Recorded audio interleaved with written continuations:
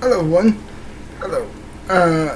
While I was away, I got to see the movie The Finest Hours, starring Casey Affleck, Ben Foster, Eric Bana, and Chris Pine. Essentially, this movie is set in the 1950s when these guys are out in New England, essentially, and not England itself, no, just New England, like in modern day area, whatever.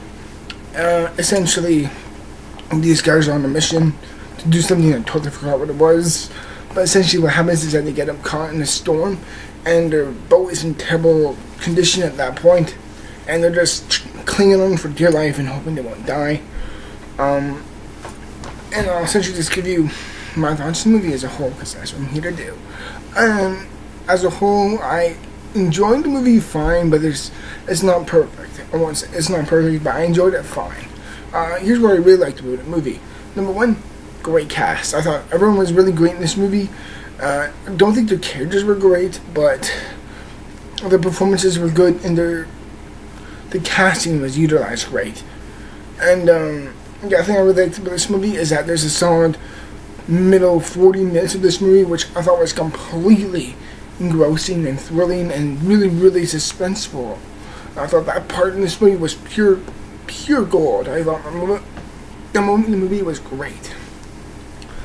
And I gotta say that the effects were outstanding. I was really blown away by the effects in this movie. Like, I remember seeing the trailers for this, and I'm like, okay, let's see how this really looks on a big screen. And I'm like, totally. Same thing with In Hard to See, which I would say this is probably just on par.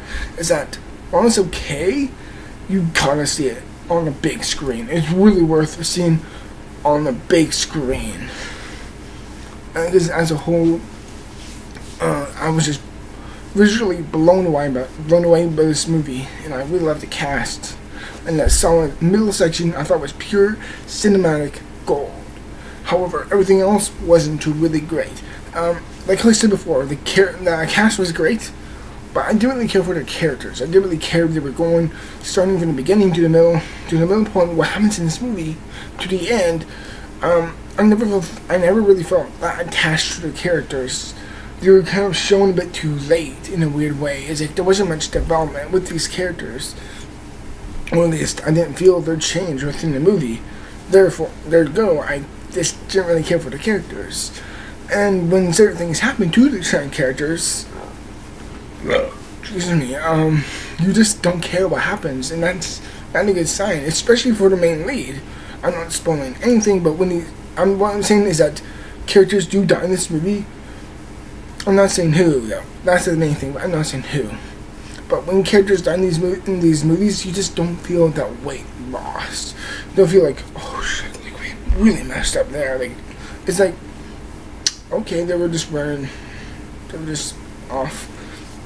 And I thought that was really bad. And I thought the setup, while interesting enough, I just didn't feel like there was much there wasn't much weight to it. There wasn't much emphasis towards it. Was this like a real man versus survival movie like The Grey? No. Was it really like a real revenge thriller or anything like that? Or a really poignant movie for its own sake? I'm like, no. The only really big thing this movie has to give to us is essentially it's a survival movie. Which, by the way, we get a bit of those already, for the record. Calm down. But what else? Nothing I didn't like about this movie is that there's just something felt missing. Like, it was fine, alright, but there was a message to this. There's the message, and the tone was weird, and I couldn't describe how it was until you see the movie for yourself and you can draw your own conclusion to it. But something that just felt off, and I don't know what it was, but it's really weird. It's very, very odd. You need to see the movie to really understand why I'm describing this. And I can't say it because it is a very important key thing within the movie. But something just felt very, very off, and the way the characters pulled it through until the last part. Again, not spoiling anything, but until they brought it to the end, I just couldn't feel why. There was not much of a real message or a real strength or real emphasis going through this movie, and I know not every movie needs to have that extra level to itself. Like certain films can be very simple, like The Avengers, for its own sake, or The Wizard of Oz. Films that just thrive on simplicity. But this film is trying to have those extra levels of depth to it. But it really shouldn't. It should just be a survival movie. Same thing with In Harder to See. It tries to have more levels than it should have. It's like, no, just stick to your guns. You know what you are. It's a simple survival movie. Just keep it to that level, okay? Don't try to be anything else. It's a good enough plot for its own sake. And in the end, I just kind of felt like there was something truly missing from this whole of the movie. Something like a big part of it.